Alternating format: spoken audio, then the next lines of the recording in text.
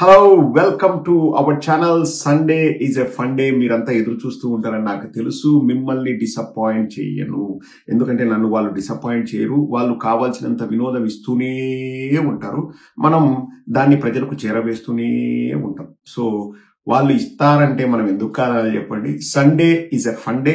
ఈ రోజు ఫన్ డేకి పేరేందన్నా అంటే సండే ఈజ్ ఎ అబద్ధాల ఫన్ డే. కానీ ఈ రోజు చివరిలో 2 కొసమెరుపులు ఉన్నాయి. కొడితే బాల్ సిక్సరు స్టేడియం అవతల పడుతుంది. 6 12 ఇవ్వాల్సిందే, అంటే 2 సూపర్ 6లు అనమాట. ఈ రోజు 2 కొసమెరుపులు ఉంటాయి. లాస్ట్ వరకు చూడండి, డోంట్ మిస్ ఇట్. మీరు డిసప్పాయింట్ కారు, నాది హామీ. సో ఫస్ట్ ఒకరు కాదండి, ఈ రోజు 5-6 మంది మనల్ని పలకరించడానికి వస్తున్నారు. ఫస్ట్ ఒక టీవీ ఛానల్ వాడు అసలు పవన్ కళ్యాణ్ ని ఇంకా లేపడం ఎలా, జాకీ పెట్టడం అని ఒక విషయం గురించి చెప్తున్నాడు. దిమ్మ తిరిగి మైండ్ బ్లాక్ అవుతుంది. సో అంటే మొత్తం బ్లాక్ చేసుకోకండి, సెక్షన్ బై సెక్షన్ చూస్తూ వెళ్ళాలి కదా, లాస్ట్ వరకు కొసమెరుపులు మిస్ కాకూడదు. సో ఫస్ట్ ఆ ఛానల్ వాడిని పవన్ కళ్యాణ్ సార్ వాడి గురించి ఏదో మాట్లాడతారంట, మాట్లాడమని చెప్పండి. పిలవండి, మీరు పిలిస్తే కదా వస్తాడు. రారా వచ్చి జాకీ పెట్టి పోరా అని అంటే వస్తాడు. Wait for it. లోనే పవన్ కళ్యాణ్ నెంబర్ 2 అంట. అది అసలు అద్భుతమైన రికార్డ్ అంట. ఎవరు దాన్ని చేరుకోలేరంట, చేరుకోవడం కూడా ఇంపాసిబుల్ అంట. ఇంకా భవిష్యత్తులో జరుగుతుందో లేదో కూడా తెలియదంట. అసలు అటువంటి రికార్డ్ ఇంక ఎవరికి సాధ్యం కాదంట. దేంట్లో రా నెంబర్ 2? మామూలుగా నెంబర్ 2 అంటే ఇంకా తెలుసు కదండి, దాంట్లో నెంబర్ 2 ఏదో అది చెప్పడు, అది లాస్ట్ వరకు లాగుతాడు. కానీ నెంబర్ 2 అంట. నెంబర్ 1 ఎవరో మీరు చెబితే ఆశ్చర్యపోతారు. చంద్రబాబు అనుకున్నారా? కాదు కాదు, చంద్రబాబుని ఎడంకాలతో తనేశాడు. చంద్రబాబు అసలు లిస్ట్ లో కూడా రాడు. చంద్రబాబు వేస్ట్ అంట. చంద్రబాబు దేనికి పనికిరాడంట. రాజకీయ నాయకుల్లో నెంబర్ 2 దేశంలోనే పవన్ కళ్యాణ్ అంట. నెంబర్ 1 ఎవరో కూడా చెప్తాడు, వినండి. ఎందుకంత ఆతృత? వినండి, చెప్తాడు కదా. ఫన్ జనరేట్ అవ్వాలా లేదా? వినండి, వినండి వినండి. కూడా తలలు పట్టుకొని బొచ్చు విక్కుంటారు. ఏంది పవన్ కళ్యాణ్ నెంబర్ 2 ఏంది? దేంట్లో నెంబర్ 2 అయ్యా? పనులు చేసి పెట్టడవా? ప్రజలకు మంచి పనులు చేసాడు అంటే ఎక్స్ లో నెంబర్ 2 అంటే ట్విట్టర్ లో నెంబర్ 2 అంట.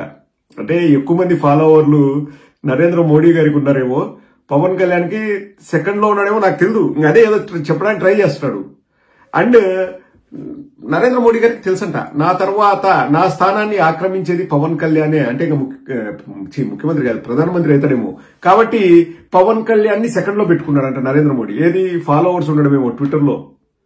ఓరే నాయన, ఏమన్నా ఒకరంత జాకీ పెట్టాలన్నా, ఒకరంత మాట్లాడాలన్నా దానికి ఒక 15 నిమిషాలు కథనం వండి వచ్చినాడు. నేను కూడా చూస్తే ఏంద్రబ్బా అని చూస్తే ఎక్స్ లో నెంబర్ 2 అంట రాజకీయ నాయకుల్లో. ఆయన రాజకీయ నాయకుడు కాకముందే సినిమా యాక్టర్. సినిమా యాక్టర్లకి మిలియన్స్ లో ఫాలోవర్స్ ఉంటారు. అదేమన్నా రాజకీయాల్లో పవన్ కళ్యాణ్ రాజకీయంలో పొడిచినాడు, చించినాడు, చాట్ వేసినాడు అని చూసి వచ్చినారా? మరి అంతమంది ఫాలోవర్స్ ఉంటే 175 సీట్లలో ఎందుకు పోటీ చేయలే? అవన్నీ మనం మాట్లాడకూడదు. 21 వచ్చినోండి అంట. ఒరే నాయన, 21 ఎమ్మెల్యే సీట్లు రా స్వామి. దేశం మొత్తంలో ఎన్ని ఎమ్మెల్యే సీట్లు ఉన్నాయి? వచ్చింది 2 ఎంపీ సీట్లు. నరేంద్ర మోడీకి ఎంపీ సీట్లు ఇంపార్టెంట్ రాజా, ఎమ్మెల్యే సీట్లు కాదు. అసలు నరేంద్ర మోడీ అంటే ఇంకా నా స్థానాన్ని భర్తీ చేసేది పవన్ కళ్యాణ్ అని అట్లా వెనకాల రమ్మని చెప్పాడంట. ఏమన్నా నరేంద్ర మోడీ ట్విట్టర్లలో ఏమన్నా ఫాలోవర్స్ పెంచుకోమని చెప్పేసి నరేంద్ర మోడీ ఏమన్నా క్యాంపెయినింగ్ చేస్తాడా పవన్ కళ్యాణ్ కి? అంటే వద్దులేండి, అంతకంటే ఎక్కువ చెప్తే మళ్ళీ చాలా మంది ఉన్నారు వెనకాల క్యూలో. నేనొస్తా అంటున్నారు. సరే, పవన్ కళ్యాణ్ నెంబర్ 2 అంటబ్బా, మీరు కూడా వెళ్ళిరండి పవన్ కళ్యాణ్ అభినందించడానికి. సో ట్విట్టర్ లో నెంబర్ 2 అంట. కాబట్టి నరేంద్ర మోడీ గారి స్థానాన్ని ఆక్యుపై చేసేది పవన్ కళ్యాణ్. మీరు ఫిక్స్ అయిపోయినారు కదా, అది ఆ జాకీకి మెయిన్ కారణం అది. ఇప్పుడు నెక్స్ట్ మన నారా లోకేష్ సార్ వాడిని పిలుద్దాం. ఆయన ఎలక్షన్స్ కు ముందు ఏం చెప్పారు, ఎలక్షన్స్ తర్వాత ఏం చెప్పారు, తర్వాత ఏం చెప్పారు అన్నది.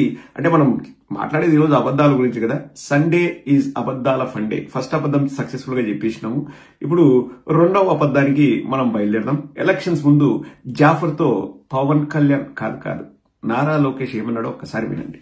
ఇచ్చిన ప్రతి ఒక్క హామీలు అమలు చేస్తాము, మేము అమలు చేయకపోతే ఎవరైనా వచ్చేసి నా కాలర్ పట్టుకోవచ్చు అన్నాడు. అది అబద్ధమా కాదా అండి? అధికారంలోకి వచ్చిన వెంటనే సూపర్ 6 ఇస్తా అన్నాడు. అది అబద్ధమా కాదా?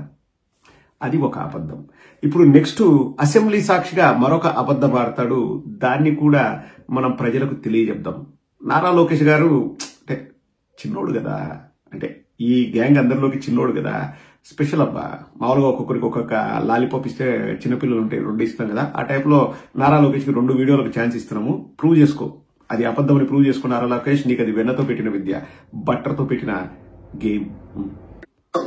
రాజకీయ నాయకుల పేర్లు గాని పార్టీల రంగులు గాని ఎక్కడా వేయకోకుండా జాగ్రత్త పడతాం, మేము నిర్ణయాలు తీసుకున్నామని నారా లోకేష్ చెప్పాడు. అది అబద్ధమని నారా లోకేష్ ప్రూవ్ చేస్తూ మంగళగిరిలోనే ఎక్కడో ఇల్లు ఇస్తున్నాడంట. ఆ ఇళ్లకు ఆ కార్యక్రమం పేరు మన ఇల్లు మన లోకేష్ అంట. మనం యాక్సెప్ట్ చేద్దామా? చెప్పాడు కదా సునీల్ అన్న, రూల్స్ పెడతాడు, ఫాలో అవ్వడు. సో చిన్నబాబు థ్యాంక్ యూ మమ్మల్ని ఎంటర్టైన్ చేసేందుకు 2 అబద్ధాలతో. నెక్స్ట్ ఒక పార్టీ వాళ్ళు నా మీద అలిగారండి. ఈ మధ్య నేను అసలు వాళ్ళని పట్టించుకోవట్లేదంట, వాళ్ళని నేను కన్సిడర్ చేయట్లేదంట, వాళ్ళు కూటమిలో ఉన్నా గానీ వాళ్ళది ఒక పార్టీ అని నేను గుర్తించట్లేదంట, వాళ్ళు తెగ బాధపడిపోతున్నారు. వాళ్ళే బీజేపీ వాళ్ళు. ఇక బీజేపీ వాళ్ళను కూడా ప్రవేశపెడదాం, వాళ్ళు కూడా అందమైన అబద్ధం చెప్తారంట. అది ఎలాంటి అబద్ధం అంటే నేను చెప్పడం ఎందుకు, పిలుద్దాము శ్రీమతి పురంధేశ్వరి గారిని. వారు వచ్చేసి వారే ఆ అబద్ధాన్ని మీకు చెప్పడానికి ట్రై చేస్తారు. రామ్మ పురంధేశ్వరి గారు, మీరు తప్పకుండా రావాలి, వచ్చి మా వాళ్ళని ఎంటర్టైన్ చేయాలి.